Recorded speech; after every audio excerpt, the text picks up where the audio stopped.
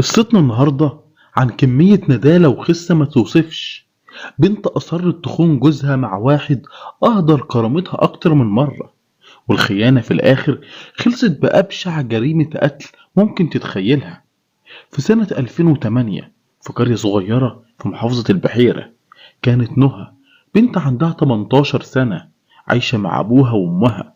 مفيش إخوات وظروفهم كانت على قدها جدا، ساكنين في بيت إيجار، وأبوها شغله كله باليومية في الفلاحة، يوم يشتغل وعشرة لأ، لحد ما جه وقت ما بقاش فيه شغل خالص، والبيت مفهوش حتى لقمة تسد الجوع.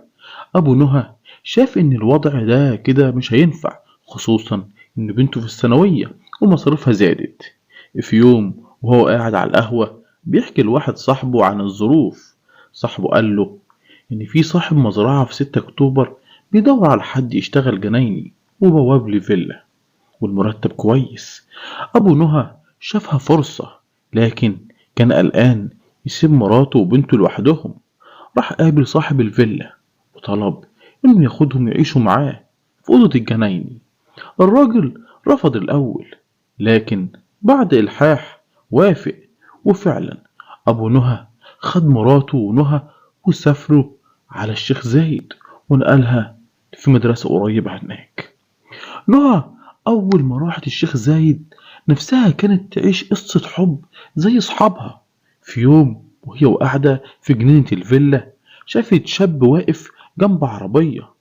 أبوها قال لها ده أحمد سواق صاحب الفيلا وعنده 28 سنة.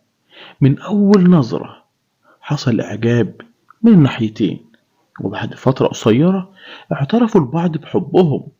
أحمد طلب تكون العلاقة سرية بحجة إنه لسه بيظبط ظروفه المادية قبل ما يتقدم لها، والعلاقة دي اتطورت لحد ما بقيت علاقة غير شرعية. وده كان بيحصل وقت غياب أهلها، ونهى كانت شايفة إن ده حب. بعد ما خلصت الثانوية شافها شاب تاني اسمه مجدي، فني كمبيوتر، عنده 25 سنة، كان بيصلح جهاز صاحب الفيلا. أعجب بها فورا وقرر يتقدم لها. أبوها وأمها شافوه عريس لقطة، شقة قريبة وشغل محترم وراجل شكله ابن ناس. لما سألوها قالت محتاجة يومين تفكر. هي طبعا ما حكتش عن أحمد، راحت جريت على أحمد وتحكي له. فكانت الصدمة إنه قال لها وافقي، ده عريس كويس. الغريب إنها مقطعتش علاقتها بيه، بل وافقت تكمل حتى بعد جوازها. اتخطبت لمجدي، وخلال الخطوبة قررت تقطع علاقتها القديمة، وبعد 3 شهور اتجوزوا وعاشوا في شقته في الدور الثالث، وأهله ساكنين تحتهم. بعد أسبوع واحد من الجواز أحمد اتصل بيها وقالت له إنها مش مرتاحة للجواز وندمانة من وقتها، وبقوا بيتكلموا شبه يومي في غياب جوزها. وبعد 3 شهور من الجواز أحمد طلب يقابلها في شقتها، لكن هي رفضت خوفا من الفضيحة وسط بيت العيلة. فبدأوا يدوروا على حل، ونهى هنا اقترحت الحل الشيطاني، يتخلصوا من مجدي. الخطة كانت إنهم ينفذوها بعد فرح صاحبتها. في يوم الفرح اتصلت بأحمد واتفقوا يقابلها بعد نص ساعة قدام القاعة. لما خرجت مع جوزها طلبت منه يوقف لها تاكس لأنها تعبانة، والتاكسي ده كان أحمد متنكر في دور سواق. في الطريق أحمد وقف بحجة إن الكاوتش نام، وطلب من مجدي ينزل يساعده. أول ما نزل أحمد طلع مسدسه وضربه على دماغه، خلص عليه في لحظتها.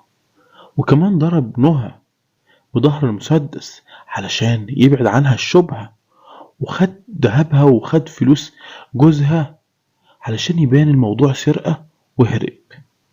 نهى وقفت عربية وقالت للسواق إنهم كانوا في تاكسي، والسواق خلص على جوزها وسرقهم. الشرطة وصلت، لكن ما اقتنعوش بكلامها، ورجعوا الكاميرات ووصلوا للتاكسي. وصاحب التاكسي قال إن أحمد صاحبه مستلفوا منه في الليلة دي، وجابوا أحمد أنكر في الأول، لكن لما واجهوه بالأدلة انهار واعترف، وقال إن ده كله بالاتفاق مع نهى. لما جابوها اعترفت هي كمان، وقالت إنها ندمانة وخسرت إنسان كان بيحبها. وفي الآخر قصة نهى وأحمد بتفكرنا إن الخيانة مش بس بتكسر القلوب، دي ممكن تجر وراها نهايات سوداوية تدمر حياة الكل. خطوة واحدة غلط، لحظة ضعف، أو رغبة في الانتقام ممكن تتحول لجريمة تدمر حياة ناس بريئة.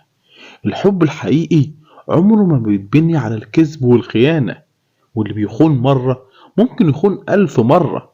احمد ربنا على النعمة اللي في ايدك، واحفظ قلبك من الغدر، لأن اللي بيزرع الشر لازم في يوم يحصد ندم. وبكده تكون انتهت حلقة النهاردة. انتظرونا في الحلقة اللي جاية. مع السلامة.